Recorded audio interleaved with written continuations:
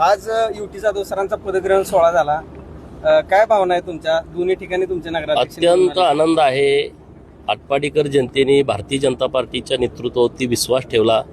माननीय नरेंद्र मोदी साहेब, माननीय देवाभाऊंच्या कामावरती विश्वास ठेवला, भारतीय जनता पार्टीच्या विचारधारेवरती विश्वास ठेवला आणि त्यांनी आम्हाला नगराध्यक्ष आणि 7 नगरसेवक निवडून दिलेले आहेत. त्याबद्दल मायबाप आटपाडीकरांचं मनापासून आभार आहे.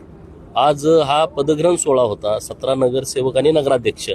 तर अत्यंत दिमाखात, आनंदाच्या भरात, उत्साहात हा सोहळा पार पडलेला आहे. आता नगराध्यक्ष आणि त्यांचे सर्व नगरसेवक सहकारी यांना आमच्या शुभेच्छा आहेत की आटपाडीसाठी तुम्ही खूप काम करा, आटपाडीमध्ये बदल घडावा, आटपाडीतल्या पायाभूत सुविधा निर्माण व्हाव्यात आणि आटपाडीतल्या सामान्य लोकांना ज्या नगरपंचायत म्हणून अपेक्षा आहेत त्या अपेक्षा पूर्ण करण्यासाठी आमच्या त्यांना शुभेच्छा आहेत. काल महात्मा फुले चौकामध्ये महात्मा ज्योतिबा फुले आणि सावित्रीबाई फुलेंचा पुतळा बसला. अहिल्यादेवी होळकरांचा पुतळा देखील आटपाडी एज्युकेशन संस्थेच्या शाळेच्या शेजारी आहे.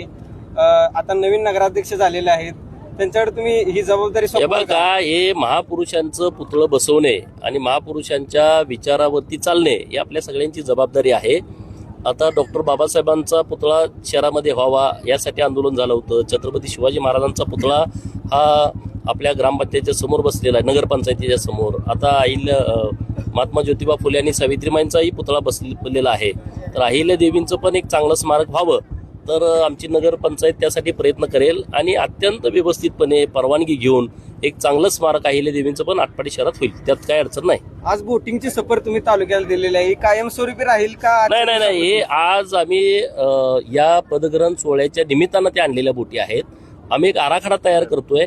इथं ते बोटिंग असावं, इथं पर्यटन असावं, इथं आणखी काय ऍक्टिव्हिटीज आपल्याला देता येतात का, तर तशा पद्धतीचा एक चांगला आराखडा आम्ही तयार करतोय.